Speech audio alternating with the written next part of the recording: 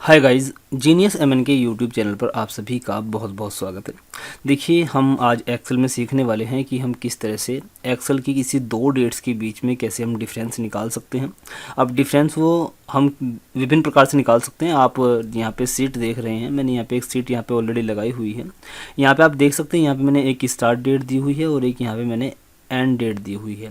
अब मान लीजिए मुझे इस डेट और इस डेट के बीच में ये पता करना है कि इस और इस डेट के बीच में कितने साल का अंतर है, तो मैं उसको निकाल सकूंगा। और इसी तरह यदि मुझे ये पता करना हो कि इन दोनों डेट के बीच में कितने महीने का फ़र्क है, कितने महीने का अंतर है, तो मैं उस महीने को भी निकाल पाऊंगा। टोटल कितने महीने बैठते हैं इस डेट से इस डेट के बीच, वो भी हम निकाल पाएंगे। साथ ही अगर हमें ये निकालना हो कि इस डेट से बीच और इस डेट से लेकर इस डेट के बीच कितने दिन बैठते हैं टोटल, तो हम उनको भी निकाल पाएंगे। ठीक है, देखिए साथ ही मैं आपको, देखिए यहाँ आप साइड में देख रहे होंगे, यहाँ पे मैंने एक एज कैलकुलेशन की फॉर्मेट बनाई हुई है। मान लीजिए आप किसी कंपनी में काम कर रहे हैं और आपको वहाँ के एम्प्लॉय की एज का रिकॉर्ड रखना है। ठीक है, तो आप वहाँ पर आप एज कैसे क्रिएट करेंगे, कैसे एज फाइंड आउट करेंगे, वो मैंने यहाँ पे आपको करके दिखा दी है। देखिए, जैसे मान लीजिए एक सुहेल खान के नाम से मान लीजिए कोई एम्प्लॉय है जिसकी डेट ऑफ बर्थ 5/3/2002 है। तो आज जो भी डेट है, मतलब आज की तारीख से और इस तारीख के बीच में हमने डिफरेंस निकाला हुआ है, जिसमें हमने क्या किया हुआ है, कुछ फॉर्मूले लगाए हुए हैं। उन फॉर्मूले को अभी मैं आपको डिस्कस करने वाला हूं आपके साथ, तो आपको वो क्लियरली सभी चीज़ें समझ में आ जाएंगी। ठीक है, तो देखिए यहाँ पर जैसे मैंने एज को फाइंड आउट किया, तो एज की फॉर्मेट कुछ इस तरह से है, 19 साल 2 महीने और 25 दिन। तो देखिए ये आप कैसे करेंगे, मैं आपको इस ट्यूटोरियल में बताने वाला हूँ। अब देखिए यहाँ पे कुछ मैंने यूनिट्स बनाई हुई हैं, YMD, YM, MD, YD। देखिए इन सभी यूनिट को मैं अभी आपको करके दिखाऊंगा। अभी ये सभी चीज़ें क्रिएट करने के लिए, ये इस तरह की एज फाइंड आउट करने के लिए हमें एक फॉर्मूला मिलता है एक्सेल के अंदर, जिसका नाम है डेटेड इफ़। आप एक बार देख लीजिए, ये सिंटैक्स मैंने यहाँ पे लिखा हुआ है डेटेड इफ़, जिसमें आपको यहाँ पे सबसे पहले स्टार्ट डेट डालनी है, उसके बाद एंड डेट डालनी है और उसके बाद आपको यूनिट आप यहाँ पे देखेंगे। पहले इन यूनिट के बारे में थोड़ा आप समझ लीजिए। मान लीजिए आपको किन्हीं दो डेट के बीच में ये पता करना है कि कितने साल का अंतर है, तो वहाँ पर आप y का यूज़ करेंगे इसकी जगह। देखिए यहाँ पे जब आप ये वाला सिंटैक्स लिखेंगे, जब आप डेटेड इफ़ का फॉर्मूला लिखेंगे और यहाँ यूनिट की जगह आप यदि y लिखेंगे, तो जो भी आपने डेट दी है, जो दो डेट आपने दी है, उनके बीच में कितने साल का अंतर है आपको वो निकल कर आएगा y से। और यदि आपको ये पता करना है कि दो दी हुई डेट के बीच में टोटल कितने मंथ्स बैठते हैं, तो उसके लिए आपको यूनिट की जगह लिखना होगा m। और यदि आपको ये पता करना है कि दी हुई दो डेट्स के बीच में टोटल कितने दिन बैठते हैं, तो उसके लिए आपको d लिखना है। ठीक है, तो तीनों यूनिट आपको समझ में आ गई, साल निकालने के लिए, महीना निकालने के लिए और ये दिन निकालने के लिए। ठीक है, अब देखिए हमारे पास में चौथी यूनिट है YM करके। देखिए इसका हम यूज़ जब करते हैं जब हमें किन्हीं दो डेट के महीनों के बीच में जो अंतर है वो निकालना हो। जैसे आप यहाँ पे देख सकते हैं, यहाँ पे जो फर्स्ट डेट है वो मई की है और यहाँ पे जो एंड डेट है वो मार्च की है। तो यहाँ मई के 5वें महीने और तीसरे महीने के बीच में कितने महीने का अंतर है, यदि आपको ये निकालना हो तो आप YM का यूज कर सकते हैं। इसी तरह से यदि हमें केवल दिन का अंतर निकालना हो, यहाँ पे आप देखेंगे, जैसे मान लीजिए यहाँ पे स्टार्ट डेट 29 मई है और यहाँ पे जो एंड डेट है वो 12 मार्च है। तो यहाँ पर देखिए ये वाला जो फॉर्मूला हम यूज़ करेंगे MD करके, इसमें यहाँ महीने को भी इग्नोर कर दिया जाएगा फॉर्मूले द्वारा और जो साल है इसको भी इग्नोर कर दिया जाएगा। केवल और केवल जो ये स्टार्टिंग डेट है 29 और ये एंड डेट है 12, इन दोनों को सब्ट्रैक्ट हुआ केवल। ठीक है, इसी तरह यदि आपको ये आप यूज़ करेंगे YD क्या करता है, ये केवल और केवल आपके जो ईयर है आपकी डेट का उसको इग्नोर करेगा। इसका भी ये जो ईयर है 2015 इसको भी इग्नोर कर देगा और साथ ही जो एंड डेट है इसका जो ईयर है 2021 इसको भी इग्नोर कर देगा। और यहाँ पे केवल ये डेट को और महीने को, दोनों की डेट हमारे पास में है, स्टार्ट डेट और एंड डेट, इसमें हमारी जो डेट है और महीना है दोनों इनको देखेगा। ये देखेगा कि 29 मई और 12 मार्च इन दोनों के बीच में कितने दिनों का अंतर है, तो आप ये निकालने के लिए YD फॉर्मूले का यूज़ कर सकते हैं। तो चलिए मैं एक एक करके आपको अब समझा देता हूँ, ठीक है। पहले हम तरीके देखेंगे, पहले लॉन्ग मेथड और फिर उसके बाद देखेंगे हम शॉर्ट मेथड। ये वाली जो आप देख रहे हैं यहाँ पे एज कैलकुलेशन हमारा मेन मोटिव होगा, हमें ये वाली चीज़ प्राप्त करनी है। इसको प्राप्त करने के लिए मैं आपको दो मेथड बताऊँगा। सबसे पहला मेथड होगा लॉन्ग मेथड और दूसरा होगा शॉर्ट मेथड, ठीक है। अब देखिए अब मान लीजिए आप ये डेट आप देख लीजिए, मेरे पास में ये एक स्टार्ट डेट है और ये एक एंड डेट है। यदि आपके पास में दोनों डेट दी हुई है, पर्टिकुलर कोई डेट है जिसके बीच में आपको डिफरेंस निकालना है तो बात अलग है। लेकिन अगर आपको आज की डेट से डिफरेंस निकालना हो, मान लीजिए आज कुछ भी डेट है, ठीक है, तो उस डेट को पहले आप यहाँ पे कैलकुलेट कर सकते हैं इस तरह से। यहाँ पे आप टुडे का फॉर्मूला लगाएंगे और एंटर करेंगे तो आपके पास आज की जो भी डेट है वो आपके सामने आ जाएगी। तो आप अब इस डेट से, और यदि किसी एम्प्लॉय की या फिर जो भी आप काम कर रहे हैं आपके पास स्टार्ट डेट होनी चाहिए और आज की डेट जो भी है वो आप इस फॉर्मूले से निकाल सकते हैं, ठीक है। तो आप इस तरह से आप आज तक का कोई भी डेट के बीच में डिफरेंस कैलकुलेट कर सकते हैं। चलिए अब एक एक करके सभी चीज़ें समझ लेते हैं, ठीक है। देखिए मेरे पास जो है वो स्टार्ट डेट मैं इसको मानता हूँ और एंड डेट मेरे पास में ये है, सिंटैक्स मेरे पास में ये है फॉर्मूले का, ठीक है। अब देखिए हम पहले इस वाली यूनिट का यूज़ करेंगे, ठीक है। मुझे क्या करना है, ये स्टार्ट डेट और ये एंड डेट इन दोनों के बीच में कितने साल का अंतर है मुझे उसको निकालना है। तो उसके लिए मैं यहाँ पे सिंटैक्स लिखूँगा ये वाला, ठीक है। तो उसके लिए मैं यहाँ पे लिखूँगा डेटेड इफ़ और उसके बाद ब्रैकेट लगाएंगे। उसके बाद आपको क्या देना है, स्टार्ट डेट हमारी ये है और उसके बाद कोमा लगाएंगे। उसके बाद एंड डेट हमारी ये है और उसके बाद कोमा लगाएंगे। अभी हमने बताया है कि हमें ये पता करना है कि इन दोनों डेट के बीच में कितने साल का अंतर है। तो उसके लिए हमें यहाँ पे इन्वर्टेड कोमास के अंदर कैपिटल Y या फिर स्मॉल y आप लिख सकते हैं इस तरह से, देखिएगा ऐसे आप लिखेंगे और एंटर कर देंगे। Y कैपिटल भी लिख सकते हैं और स्मॉल भी लिख सकते हैं, कोई इसमें दिक्कत नहीं आपको क्रिएट होगी। तो आप यहाँ पे देखेंगे, आपको यहाँ पे देखने को मिला है कि 5 साल का यहाँ पे इन दोनों डेट के बीच में अंतर है, ठीक है। आप देख सकते हैं 5 साल का ही अंतर है।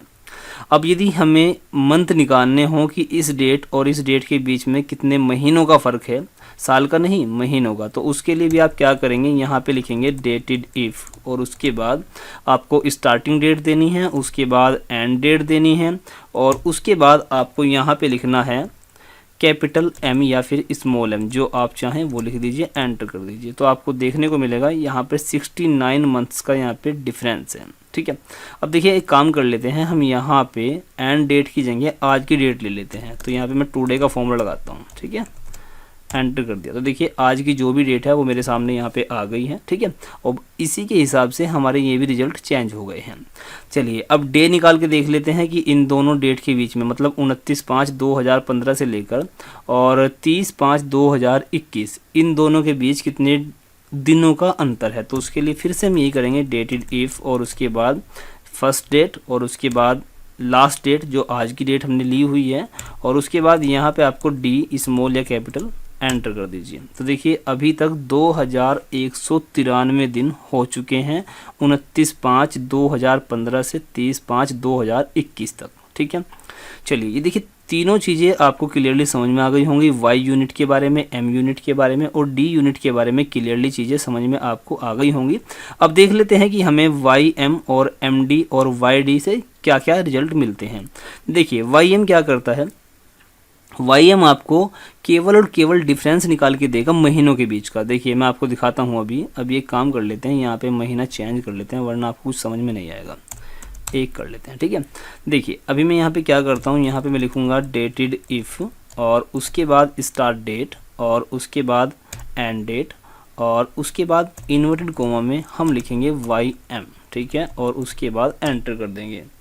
देखिए जैसे मैं यहाँ पे एंटर करता हूँ तो आपको देखने को मिलेगा, आपको यहाँ पे 4 आंसर मिल रहा है। 4 का मतलब क्या है, ये इसने जो हमारी डेट है, ये स्टार्ट डेट की जो हमारा दिन है 29 तारीख है, इसको भी इग्नोर कर दिया।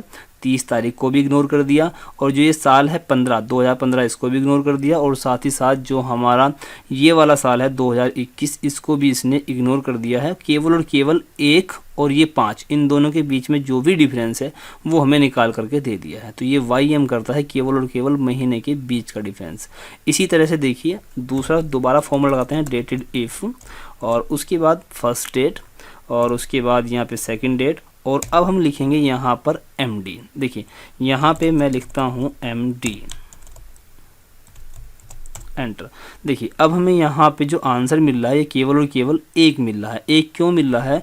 क्योंकि जो ये हमारा एमडी है ये हमें केवल और केवल जो हमारी दिनांक है, तारीख है, उनके बीच का डिफरेंस निकाल करके देता है। तो यहाँ पे 29 तारीख है और यहाँ पे 30 तारीख है, इन दोनों के बीच का जो डिफरेंस है वो 1 दिन का है। तो यदि आप यहाँ पर मान लीजिए मैं 29 की जगह मैं यहाँ पर 12 कर दूँ, ठीक है, तो आप यहाँ पे देखेंगे 12 और 30 के बीच का जो डिफरेंस है वो हमें यहाँ पे मिल गया है 18। ठीक है, इसी तरह से अब देखिए हम वाई डी करके एक हमारा जो फॉर्मूला है, यूनिट है, इसको भी देख लेते हैं। डेटेड इफ़ करके यहाँ पे फॉर्मूला मैंने लगाया, ये स्टार्ट डेट हो गई और ये मेरी एंड डेट हो गई, और उसके बाद इन्वर्टेड कोमा के अंदर मैं वाई डी लिख देता हूँ। ठीक है, ये हो गया और मैंने एंटर कर दिया। अब देखिए यहाँ पे आपको आंसर मिलता है 138। ये क्या है? ये मैंने अभी आपको बताया था कि ये केवल और केवल जो आपकी डेट का ईयर है, जैसे यहाँ पे 2015 और यहाँ पे 2021, इन दोनों को इग्नोर कर देगा, लेकिन जो डेट है, जो दिनांक है 12/1 और 30/5, इन दोनों को इग्नोर नहीं करेगा, और ये चेक करेगा कि 30/5 और 12/1 के बीच में कितने महीनों का और कितने दिनों का फ़र्क है, उसके डिफरेंस को दिनों में कन्वर्ट करके आपको दे देगा। मान लीजिए लगभग यहाँ पे 4 महीने के समथिंग का फ़र्क है, तो 4 महीने और जो बाकी दिन हैं उन सभी के दिन बना करके यहाँ पे आपको रिजल्ट में शो कर देगा। ठीक है, तो उम्मीद करता हूँ ये सभी यूनिट। ये देखिए मैंने यहाँ पे ये चेंजिंग कर ली है। अब देखिए मैं यहाँ पे एक काम कर दूँगा, मैं यहाँ पे ईयर, जो जितने भी ईयर्स निकल के आएंगे वो यहाँ पे ले लेंगे, और उसके बाद यहाँ पे हम मंथ्स ले लेंगे, और यहाँ पे हम ले लेंगे डेज। ओके, ये हो गया। अब उसके बाद यहाँ पे हम एज को कैलकुलेट करेंगे। अब देखिए यहाँ पे क्या करना है, पहले हमें ईयर निकालना है, तो ईयर निकालने का तरीका हमारा सेम वही है। यहाँ पे हम लिखेंगे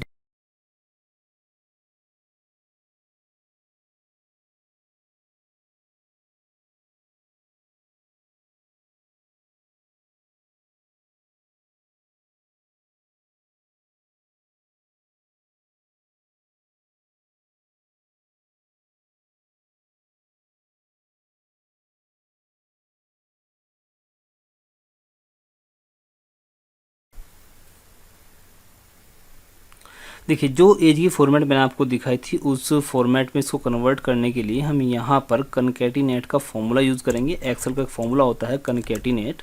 ठीक है, यहाँ पे मैं लिखूँगा कनकैटिनेट। अब उसके बाद देखिए हमें इन सभी को आपस में जोड़ देना है, और उसी फॉर्मेट में जोड़ना है जिस फॉर्मेट को मैंने अभी दिखाया। तो हमें क्या करना है, सबसे पहले ये जो ईयर्स हैं वो दिखाना है, उसके बाद यहाँ पे आपको कोमा लगाना है। ठीक है, कोमा लगाने के बाद आपको इसके बाद जो ये आपकी डिजिट है, इसके बाद आपको क्या दिखाना है, ईयर्स दिखाना है। जो ईयर्स लिखा हुआ होना चाहिए, तो उसके लिए हम यहाँ पर हम लिखेंगे, एक स्पेस भी बीच में दे लेते हैं, ताकि जो 19 लिखा हुआ है तो उसके बाद एक स्पेस आए, और उसके बाद ईयर्स लिखा हुआ है तो यहाँ पे एक स्पेस लगा लेते हैं, और उसके बाद यहाँ पे हम लिखते हैं ईयर्स। ठीक है, ये हो गया। तो ये तो हो गया हमारा ईयर्स के लिए। उसके बाद हम दूसरा यहाँ पे ले लेते हैं मंथ्स के लिए। ठीक है, ये हो गया मंथ्स, और उसके बाद यहाँ पे आप कोमा लगाएंगे। अब मंथ्स के बाद में आपको मंथ्स लिखा हुआ भी चाहिए, तो यहाँ पे आपको इन्वर्टेड कोमा में एक स्पेस दे देना है, और उसके बाद यहाँ पे लिखना है मंथ्स, फिर उसके बाद कोमा लगाना है। उसके बाद ये डेज लेना है, और उसके बाद आपको फिर से एक कोमा लगाना है। कोमा लगाने के बाद आपको यहाँ पे डेज लिखा हुआ आना चाहिए, तो उसके लिए आप यहाँ पे एक स्पेस दे के यहाँ पे आप डेज लिख सकते हैं। ये हो गया। अब यहाँ पे मैंने ब्रैकेट बंद कर दिया और एंटर कर देता हूँ। तो जैसे देखिए मैं एंटर करता हूँ तो आप देख रहे हैं यहाँ पे लिखा हुआ आया है 19 ईयर्स टू 2 मंथ्स और उसके बाद 25 डेज। लेकिन अभी देखिए यहाँ पे प्रॉब्लम क्रिएट हो रही है, यहाँ पे मैं स्पेस नहीं मिला। तो एक काम और कर लेंगे, यहाँ ईयर्स के बाद भी आप स्पेस दे सकते हैं, ईयर्स के बाद, मंथ्स के बाद, डेज के बाद।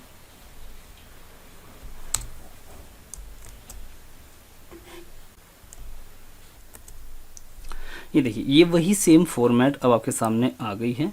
अब यहाँ पर आप यदि डबल क्लिक कर देंगे तो ये सभी के सामने अप्लाई हो जाएगी। ठीक है, देखिए ये लॉन्ग मेथड मैंने आपको बताया है, लेकिन अब एक बार शॉर्ट मेथड की तरफ और निगाह डाल लेते हैं। अभी मैं इसको यहाँ पे देखिए डिलीट कर लेता हूँ। डिलीट करने के बाद आपको देखिए इन सभी को निकालने की ज़रूरत बिल्कुल भी नहीं है। ठीक है, आप इनको मत निकालिए। आप डायरेक्टली क्या करेंगे, आपके सामने केवल और केवल अगर डेट ऑफ बर्थ है एम्प्लॉय की, तो आपको इस टुडे की ज़रूरत भी नहीं है। अगर आपको आज तक की डेट का डिफरेंस कैलकुलेट करना हो तो आप इसको भी यहाँ से डिलीट कर दीजिए। अब देखिए केवल और केवल आपके पास में डेट ऑफ बर्थ है। अब केवल इस डेट ऑफ बर्थ से हम सेम वही फॉर्मेट दोबारा से लेकर आएंगे। देखिए अब उसके लिए हमें क्या करना है, दोबारा से फॉर्मूला लगाएंगे कनकैटिनेट। ठीक है, और उसके बाद देखिए अपने जो हमारे फॉर्मूले हैं उनको ध्यान रखना है। तो देखिए सबसे पहले हमें ईयर निकालना है। तो ईयर निकालने के लिए जो हमारा फॉर्मूला होता है उस फॉर्मूले को हम यहाँ पे टाइप करेंगे। फॉर्मूला हमारे पास में है डेटेड इफ़। ठीक है, डेटेड इफ़ यहाँ पे लिखेंगे। डेटेड इफ़ का जो अंदर हमारा सिंटैक्स है उसमें हमें पहले क्या करना पड़ेगा, पहले हम देते हैं स्टार्टिंग डेट। तो ये हमारी स्टार्टिंग डेट हमारी ये हो जाएगी। उसके बाद कोमा लगाते हैं, फिर उसके बाद देते हैं एंड डेट। तो एंड डेट हमारे पास में है टुडे, आज की डेट। तो हम यहाँ पे सीधा टुडे वाला फॉर्मूला भी यहाँ पे लिख सकते हैं। तो ये हो गया टुडे का फॉर्मूला। फिर उसके बाद देखिए थोड़ा इसको मैं इधर की तरफ पढ़ लेता हूँ। चलिए, उसके बाद कोमा लगाएंगे। उसके बाद हमें ईयर निकालना है। तो ईयर निकालने के लिए हमें कैपिटल वाई लिखना होता है या फिर स्मॉल वाई। वो देखिए मैंने यहाँ पे लिख दिया।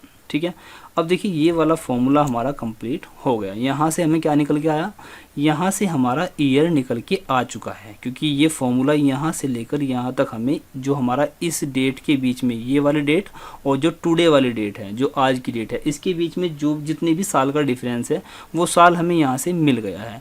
अब साल तो हमें, साल का जो नंबर है वो तो हमें यहाँ से मिल गया है। अब उसके आगे हमें ईयर्स भी लिखना है। तो हम यहाँ पे क्या करते हैं, कोमा लगाएंगे।